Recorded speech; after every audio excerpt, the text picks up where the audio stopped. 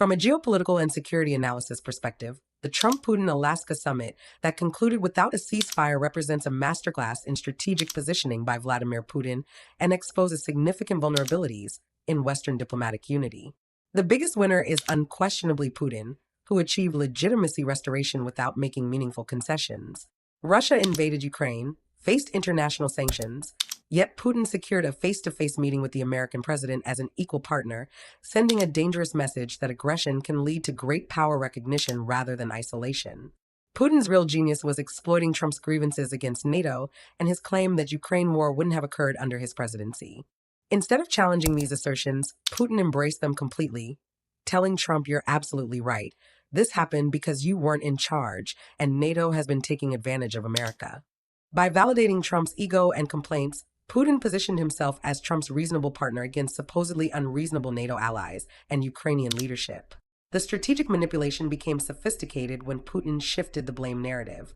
After the meeting, Trump said it's really up to President Zelensky to make tough decisions for peace. Putin, the aggressor who invaded a sovereign nation, convinced Trump that Ukraine's president is the main obstacle to peace.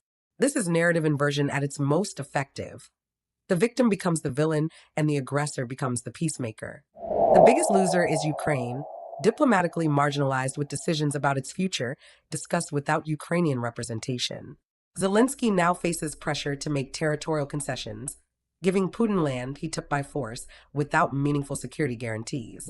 This sets a terrifying precedent that military aggression can be rewarded through diplomatic pressure on victims. NATO's collective security also suffered significantly. Trump's preference for bilateral deal-making over multilateral alliance consultation signals America might bypass closest allies on crucial security decisions.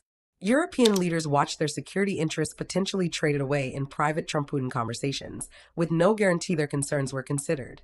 This Western unity fragmentation is exactly what Putin has worked toward for decades. Putin's strategy grants Russia veto power over European security arrangements while seeming helpful. By positioning himself as the indispensable partner for Ukrainian resolution, Putin made Russia a required participant in future European security discussions, despite being the primary threat.